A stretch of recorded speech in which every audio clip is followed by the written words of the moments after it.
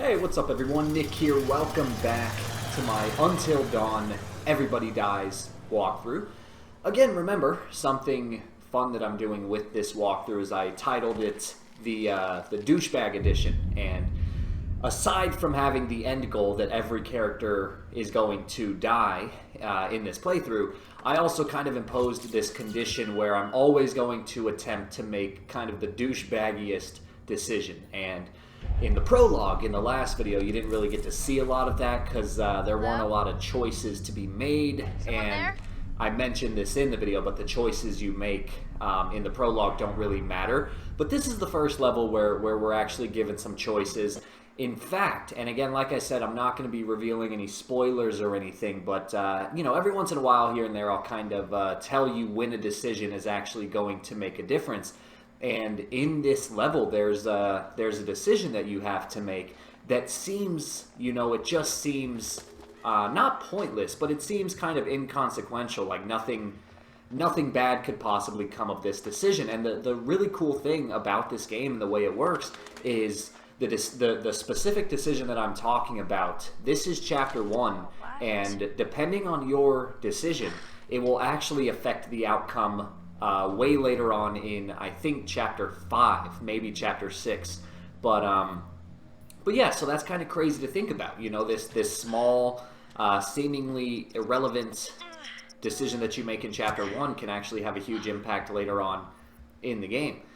Now, right here, I just wanted to kind of show you as I was climbing this wall, a lot of the game, you know, it's not very involved. Basically, you go from, you know, point A to point B, you do a couple dialogue decisions, and then for the most part, it's a lot of quick time events. That's kind of the majority of the gameplay here, and so that's kind of why I was saying in the first video, you know, for a while I was actually hesitant to call this a walkthrough, because this game, it is a game, obviously, it's a video game, but it's also kind of an interactive movie. That's kind of how I like to think about it. And it's a game that, you know, at its core does not really need a walkthrough. You could play the game, there are a lot of different decisions to make, things like that. Now right here I'm also going to show you a little mechanic.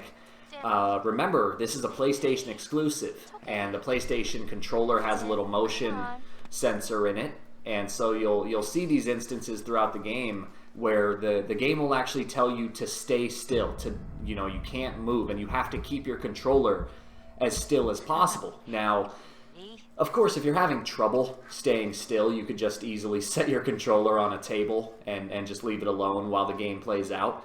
But it is kind of fun to actually hold the controller, obviously right there with the squirrel. It's not that, you know, it's not that big of a deal, but later on in the game, you know, you're running from killers and monsters, and you're hiding, and you have to stay still, and it actually does get very stressful, and it is kind of hard to do in the heat of the moment.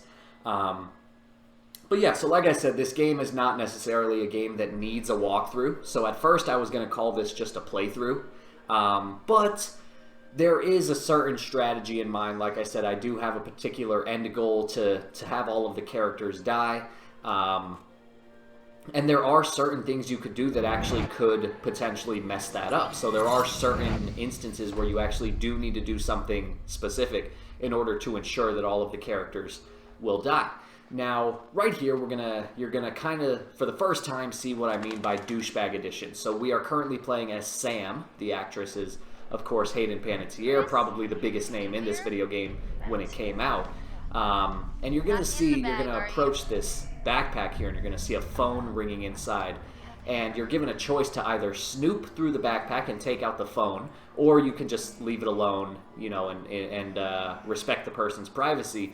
Now, what is the douchebag thing to do here? Of course, it is to snoop and look at the text that is not meant for you. Look who it is. Hey, nosy. Chris. And here comes our good old friend Chris, and he's not going to be too happy. I'm sorry, are you my secretary? I was buzzing. Cool, well, thanks for letting me know. I can take it So from you here. can see, you know, right there, that decision, all it really does, and that's the interesting thing about this game, is you don't always know how a decision is going to play out. Found something? With that particular decision, it's not really a big deal. Chris is not going to hate you for snooping through his phone. It basically just results in two different dialogue options. But, you know, decisions later on in the game obviously have a huge impact. They literally are life and death decisions. And so it's a really interesting dynamic with this game where some decisions you just don't know if they're important or not.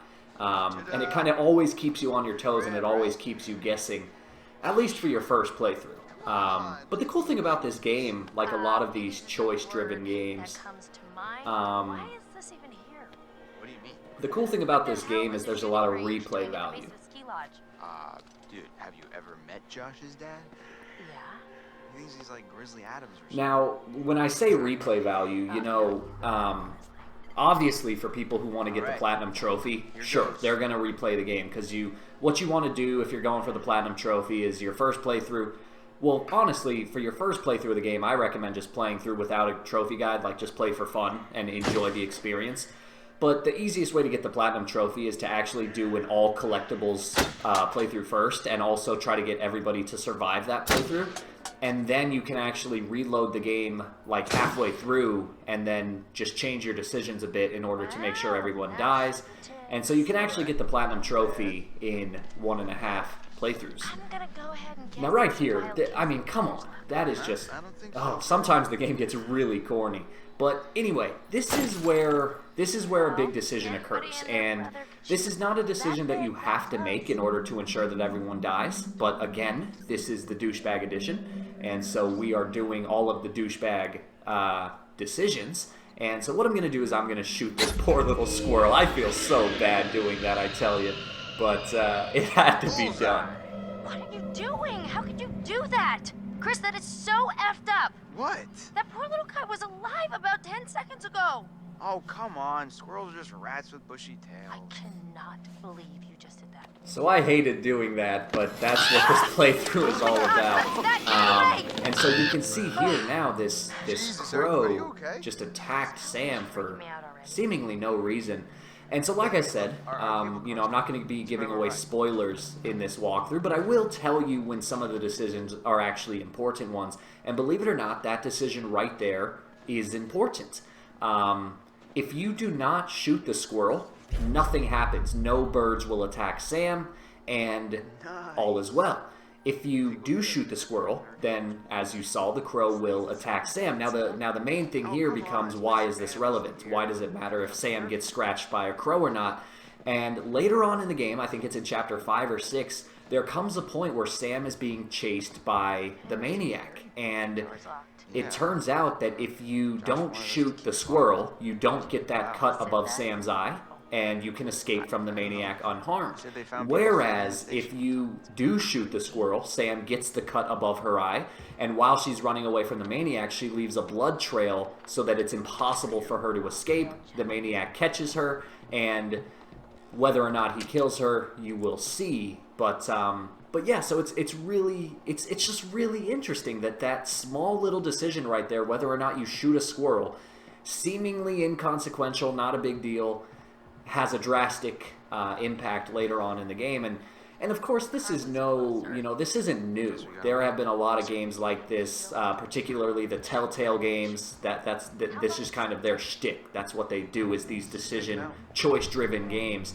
So it's certainly not new in any way, but I think this game in particular, one of the things that sets it aside from the other games is the production value. They hired, I mean, obviously right here you have Hayden Panettiere. You're going to see later on there's this actor that was in the show Marvel Agents of S.H.I.E.L.D. I don't watch the show, so I don't know if he's still in it, but he was in the first season.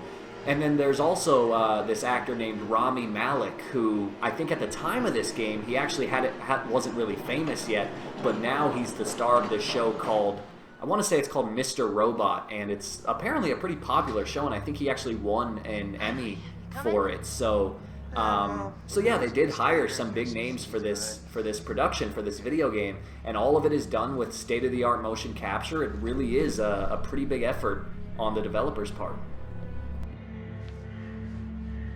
Just like going to the prom. Here we go. Right.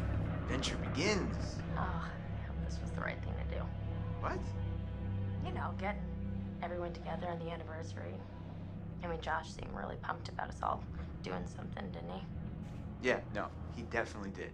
I haven't seen him so excited about something in forever. Good, good. It's hard to tell with him, and I've kind of been worried. No, it was a good idea. I hope everyone else feels the same way. We're all here, aren't we? Thanks, bro. Good talk. You know what? Let's just stop talking about what happened and enjoy the trip. You know what? You're right. You know how Josh and I met? No. Okay. 3rd grade. Josh sat in the back of the room, I sat in the front. We didn't even know each other existed. But the kid sitting next to Josh started strap snapping the training bra on the girl in front of him. So the teacher made him move to the front, where I was sitting. Okay, so. So I got moved to the back. And? And next to Josh. That's how we met. I mean, and became friends to this day. Match made in heaven. If it weren't for the fact that Jeannie Simmons hit puberty like 3 years early, and on that day decided to wear a low-cut shirt that showed off her training bra, I mean, who knows? You could be riding in this cable car alone. Right now. Or talking to some other person entirely. Boom. Butterfly effect.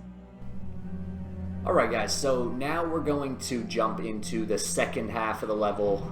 We're going to be meeting a lot more of the characters. Now I do want to use this opportunity to kind of give you a warning.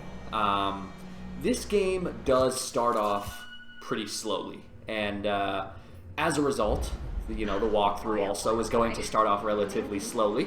Now, as always, I'm going to try to, you know, make the commentary as engaging and enjoyable as possible so that you don't get bored watching. But I will tell you that the actual game itself, Jess, hey. Jessica, over here. the game really you guys having a doesn't really weird stroke? start picking We're up stuck steam in this until stupid like thing. chapter Please let it 5, out. maybe Please. chapter 4 actually. But chapters 1, 2, and 3, they're kind of long. They're really not that fun. Or they're fun, but they're just not that eventful. I thought we were goners. Another So 10 minutes just and kind of I would've be chewed off my own warned leg. of that. Really, what they're trying to do is just set up the story. You know, introduce you to all of the characters. You know, obviously we have this little backstory from the prologue where the two sisters were killed, and so if you didn't catch it, this is 1 year after that. My goodness. Now right here, again, Seems that someone you're has a going to little see another crush on our example. Good friend and dear class president Michael Monroe. You're going to see another And example what of the kind douchebag erotica might our edition. Jessica be capable of imagining? I wonder. So we steal this letter from Jess, and you have a choice to, you know, Give that kind of back. taunt her Two won't or play nice. That's my motto. And such an idiot. you can see as Maybe Chris, we nosy kind of Nancy taunted her with goes that around letter. other people's nostrils. Yeah, I try not to do that as a rule. Come on, Jess. You can tell us. You can totally keep secrets. Whatever. You'll figure it out eventually. But so anyway, All right, let's just get up to the lodge already. It's getting tired. one of the things that I admire You about guys this go ahead. game I'm is just gonna that wait here for a bit. it kind of reminds me of the Coming. movie A Cabin in the Woods.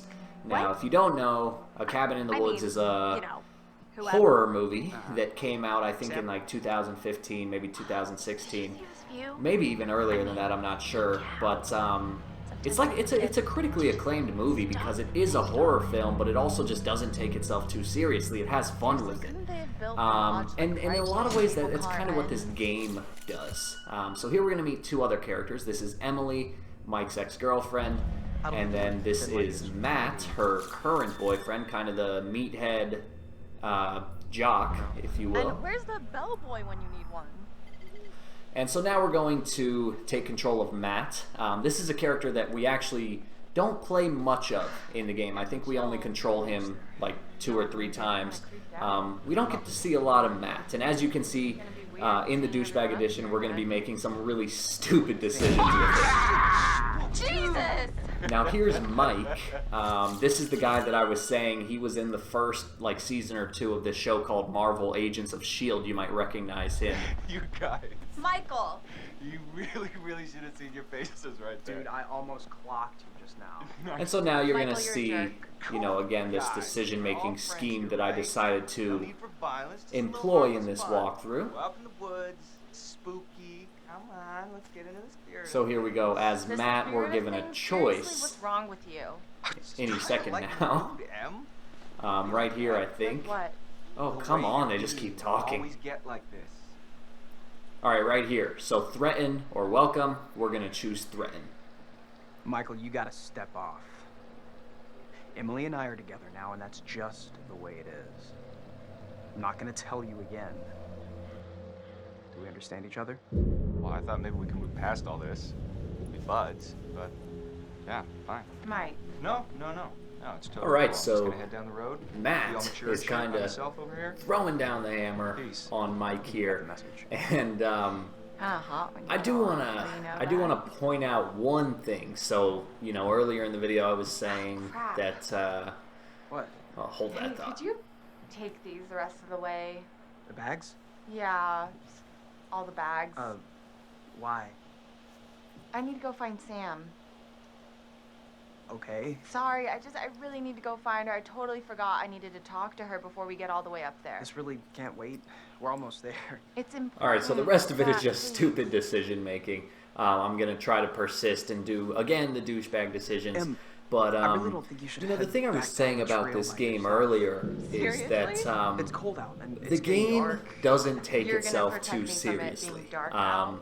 I'll just Some leave of the your stuff there dialogue, and some of the come stuff these characters do, Nobody's it's gonna steal it. honestly just Matt, laughable. are you kidding And me? You you're gonna can't see leave me that. You're alone gonna for see 5 plenty minutes? of that You really think that as this little of me? walkthrough goes on. Why can't you just listen to me? Why Particularly do in you the have to beginning, because question like I said, the game everything I does say? start off slowly. There's not a just whole lot trying to be of helpful. If you action want or to be helpful, anything then crazy you can help like get that. everything up to the lodge as quickly as you can, okay? But it's some of the things the characters say. I think like the perfect example you're going Okay. to see it probably in the next Fine. level Whatever you want. is sometimes when the Thank you. characters go outside and after they're I go walking find in the Sam. snow, they shiver and they actually say "burr" like BRRRRRR burr, and that's just, you know, nobody actually says burr. It's just kind of one of those.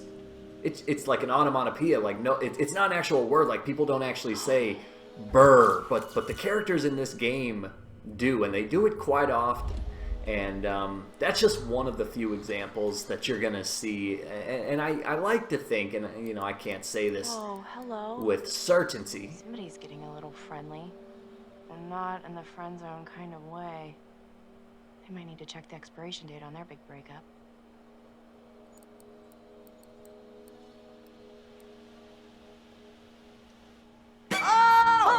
And cue the little jump scare. Sorry there. Sorry about that. But yeah, so you know, the game is often very corny, very laughable, and you know, I could be wrong in this, but I kind of get the feeling that they did that on purpose. Like in some way, they wanted to just be a bit satirical. They wanted to kind of poke fun at the average high school horror movie, and how a lot of the characters in these movies always make really stupid decisions. And I can't help but think that they did that on purpose. And so I like that, because the game just doesn't take itself too seriously. This is a really fun game that has a good story to tell.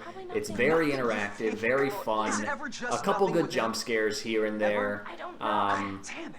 It's a good game overall. Like I said, it starts slowly, but overall I really do enjoy this game. It has a lot of replay value. You know, even for those of you that aren't trophy hunters, like I said, if you try to get the platinum trophy, you can do it in 1.5 playthroughs minimum.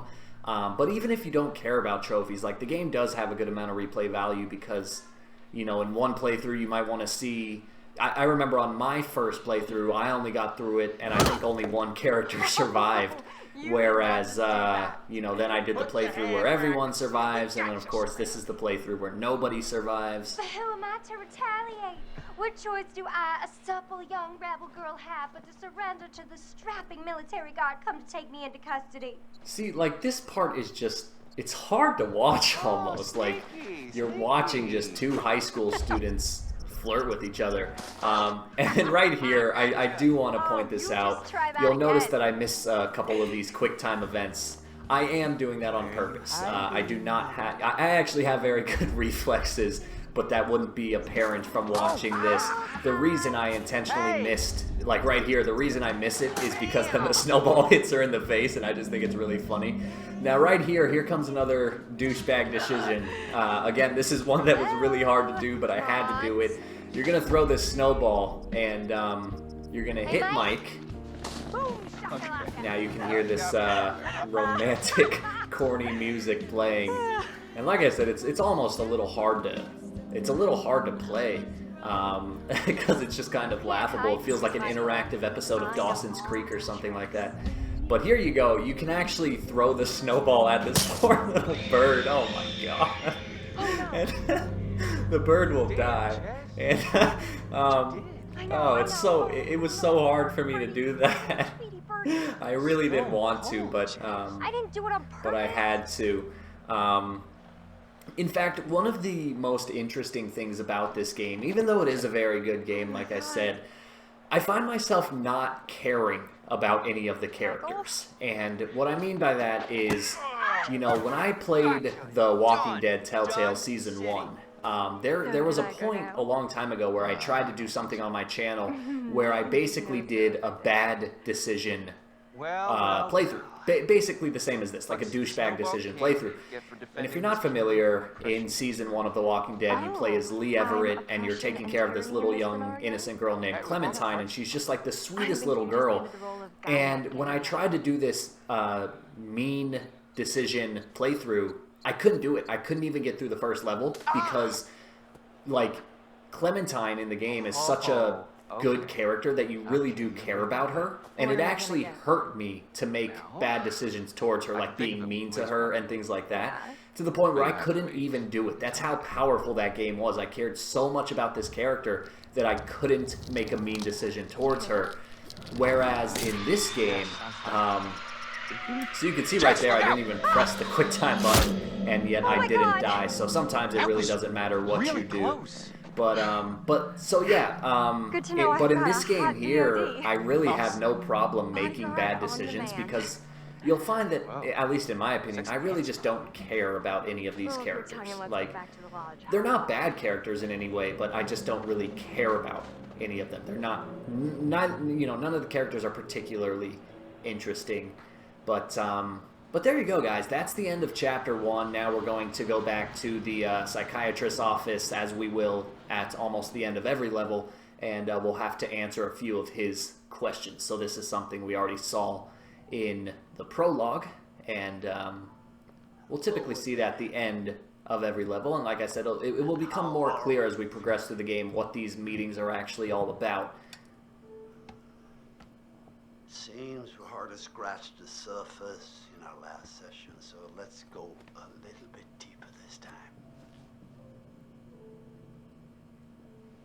But this is a fun... This time, we're going to try to understand the root of your anxiety. Now pick up that book, turn the pages. You will see a set of pictures and symbols. I want you to identify which image in each set makes you the most anxious. So again, he just told us what we're going to do. You could see there's a little book here, a picture of a man and a woman, and you basically select, you know, which one worries you more. Again, the choices that I'm making here, don't read too far into them. I'm really not paying attention to most of these decisions, but there are a few that are about to come up that I actually do choose on purpose. So like right here, fear of heights, fear of drowning. I would say actually, I wouldn't say I'm afraid of drowning, but I certainly don't welcome the thought. Again, right here, rats and snakes, neither of those two things scare me, but of course you have to choose one. So I figured I'd choose the more interesting of the two. And again, like I said, pretty much all of these choices you're seeing, they don't really matter. They don't really affect the outcome of the game. They basically serve as an aesthetic, which you'll see later on. For example, you see that I keep selecting that snakes scare me. So later on in a later level, there's actually going to be a snake on the desk. And of course, like I said, it serves no purpose to the game. It's just kind of, it's an aesthetic thing. It's meant to personalize the game to your own fears. And then right there, you'll notice that Did I startle you? So sorry. You're doing very well. So you'll notice that I picked the clown over the scarecrow. Like I said in the prologue, I usually pick the scarecrow because I really like scarecrows. But I've never actually chosen the clown, so I figured, well, why not? I might as well choose it in this playthrough. And again, doesn't really matter overall, but it's fun to toy around with the different options, you know, in each subsequent playthrough and see how it kind of alters the aesthetic of this office here. But yeah, guys, like I said, that'll pretty much do it. This is the end of episode 1. You're just going to keep answering his questions. Next, as you can imagine, we'll get to chapter 2, which is, I think, the longest chapter in the game. And again, like I said, the game does start off pretty slowly, but I will do my best to provide you with enjoyable and engaging commentary so that hopefully you don't lose interest. But as always, let me know what you think in the comments down below. So right here, he's going to kind of elaborate on our 3 biggest fears. I think it turns out to be clowns, or snakes, clowns, and gore. But there you have it, guys. That's the end of chapter 1. Like I said, as always, let me know what you think in the comments down below. What you think of the game, what you think of the gameplay, what you think of my commentary, anything and everything in between. I always look forward to reading your guys' comments. Otherwise, that will wrap up chapter 1. I want to thank you for watching. Like and subscribe if you get the chance. And I will see you in the next video.